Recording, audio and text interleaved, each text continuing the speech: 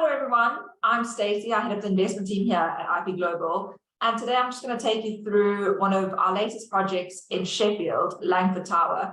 I'm going to talk a bit about the project, and then I'm going to talk a bit about Sheffield and the location. So as you can see in this image, it is a high-rise tower. It actually goes up to 21 floors and is located in the city centre of Sheffield. So the views from this building will be amazing, over the city centre, down south of the city. So really an iconic building in the city centre of Sheffield. It is actually currently an existing building, but what they're doing is they're going through an extensive refurbishment internally. They're also replacing a lot of the balconies, a lot of the windows, a lot of the glass doors, the ceilings, some of the internal walls and the partitions. So as soon as you sort of enter the building, it'll really feel like a new build, but you have the benefit of it being an existing building. So from a development risk point of view, it's very low. And that's one of the reasons we love it. Here's some CGIs of what the internals are going to look like. As you can note, it's going to be really high specification, great finishes. And because it is a glass building, you've got the beautiful floor to ceiling windows, which is going to let plenty of light into every apartment. And then just quickly talking about IPG, we've been around since 2016. We've invested in over 28 markets worldwide. And that's, from in America to Asia. And now our focus really is the UK and Europe. So in the UK, we've done 115 projects with an investment value of just under 2 billion. And we also currently focus on the Portuguese and the German markets. Just a bit of a snapshot of two developments we've done in the past, a bit about our track record, one of which is the Levels in Liverpool, a beautiful grade 2 listed building in Liverpool city centre, sold extremely well. Clients have done extremely well on the investment, and it rents out with very low void periods. And the Assembly in Manchester, also very central location. It was one of our first investments in the city. And, from the forecasted to the actual yields now, it's over 100%. So tenanting extremely well. And again, also very low void periods. And then moving on to Sheffield. So this is actually our second project in Sheffield. We love the city because we really do think it's an up-and-coming city in the north. So you've got your Manchesters and your Birminghams, which have sort of had that massive investment in sort of the last 10 to 15 years, and Sheffield is slowly catching up. So it's a great time to actually start investing in this market now to really benefit from the capital growth that will be coming in the next couple of years. This development too is an S1 postcode, which means it is city centre. And to actually get access to city centre developments now is extremely hard. So, getting in at this early stage of the gentrification, the regeneration of a city, you get really good value still in the city centre. And then just a bit about development. As I mentioned, it does tower 21 floors with great views over Sheffield. It's located just in the south of the city, just inside the ring road, and is really conveniently located to all your amenities, your universities, all sort of your transport links. So you do really get the benefit of that city centre location. And here's just a little bit more about the location. As you can see, it's an extensive map which shows all the amenities and sort of the universities, the transport links, restaurants. So do take a look through the brochure. There's a lot of information here, and you can see how well located this development is. Again, the specification, as I mentioned, very high spec, but there's plenty of details in our brochure to go through and familiarize yourself with actually how the apartments will be finished. And then one of the most important aspects that we look at when we do look at new developments is really the developer. Can they deliver first of all on time and to the specification that they say they will? And Select Property Group really delivers, the caliber of developments is high spec, high rise, beautiful buildings, and we've seen this in their track record over the last 20 years that they've been operating. So they've done a lot of Dubai, they've done city centre locations up in Manchester. So we do really believe that what they'll deliver will be this high specification city centre development.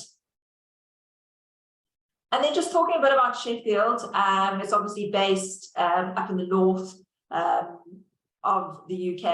And as I sort of alluded to earlier, it really is going through this like gentrification, regeneration at the moment. A lot of cities have really started it, and Sheffield is sort of coming into its own in the last couple of years, and we're just going to see this growth and this investment in the city continue over the next couple of years. We can see this in sort of the projected or the forecast economic growth of the city, as well as the rising population. So people are going to continue to move to the city as new investment goes in, as new companies move, and job opportunities come about. It also has an extremely low unemployment rate at just 4.9%. Generally, an economy is expected to be at full employment at 4%. So being 4.9% is a very attractive unemployment rate to have in a city. I guess just a bit more about the sectors and what sort of, the economy of Sheffield is built on. So they have really tried to have this concentration on knowledge-intensive businesses, obviously leveraging off the universities that are in the city, and really trying to future-proof the economy going forward through, advanced manufacturing, creative and digital technology industries, as well as healthcare, to really promote growth and make sure there's sustained growth within the economy over the next, or over the future in the next couple of years. Just a few of the big names that are in Sheffield city centre, and again, which are really making up this like new investment and this prolonged investment into the city. So you've got McLaren and Boeing, obviously very big names that everyone knows, as well as Rolls-Royce. And then HSBC too have, really invested in sort of their IT shared service centre here in Sheffield. Again, companies are looking for cities like Sheffield where the cost of living is still extremely affordable, the cost of office space is affordable, and they can see this investment coming into these cities and making it a city where people want to live. So they can retain talent when people leave universities, they can get people in because the city is becoming an attractive place to live.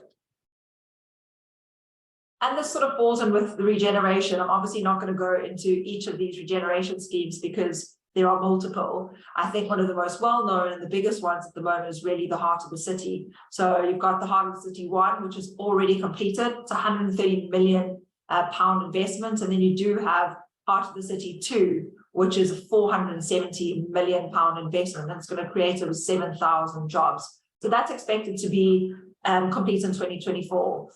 And again, with this, the gentrification that's going on in these certain areas, they're going to get new office space, which is going to bring companies there, which is going to bring jobs there. They can get new retail, they can get new build residential. So they really are putting, a lot of investment into bringing Sheffield up to, the likes of Manchester and Birmingham, which is great to see for the city. And education, this is obviously quite a significant part of Sheffield and part of the economy. They have two very well-known universities. So the University of Sheffield has nearly 30,000 students, and a fantastic stat is that nearly 30% of those are international students. So it just shows the caliber of the university there, that people from abroad are actually coming to the city's university to attend there because it does have, such high standards.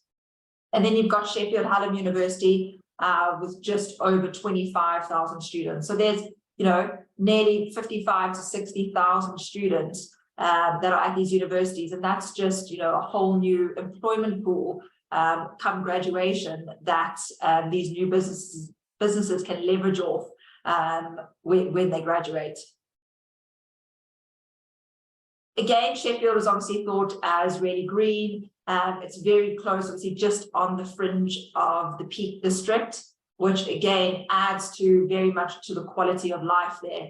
Especially now post-COVID, people like to get out in nature, feel like they can escape the city. What better attraction than having this massive peak district on your doorstep? The city also is sort of leveraging off that and really trying to make it into an eco-friendly city, a green city. I mean, that's, how these economies are going to be sustainable in the future and what a lot of investment is focusing on. So at the moment, Sheffield is actually in the top 5 most eco-friendly cities in the UK, which is an incredible accolade to hold, and they are continuing to hold that in the future. They want to become the greenest. So there's a lot of investment going into sort of, the eco-friendly space of making Sheffield a very green city.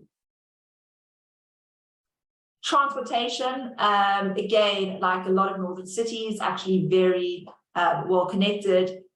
It's got, very easily accessible, just over 2 hours to London. You've got Birmingham just over an hour, and just less than an hour to Manchester. You've also got a tram network. There's not many, cities around the UK that can offer such an extensive network or tram system within the city. So it makes it super easy to get around the city, even if it was really small, which again is, is great for students or anyone looking to get around.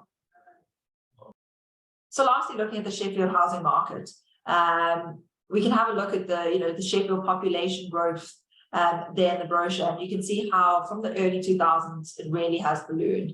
And this comes down to the city putting a lot of focus on the regeneration and the gentrification of the city, which has attracted new job opportunities and has attracted new people to the city. And we can see that population growth continuing, to 2035 and beyond.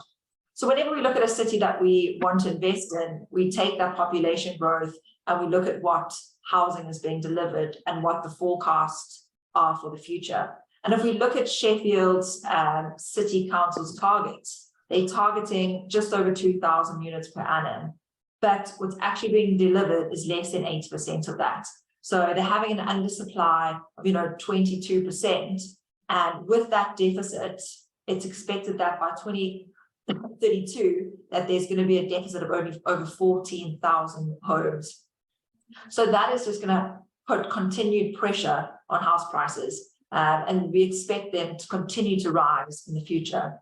And along with that, as the prices rise, a lot of people get pushed out the buying market and have to go into the rental market. So there's a lot more people then looking to rent.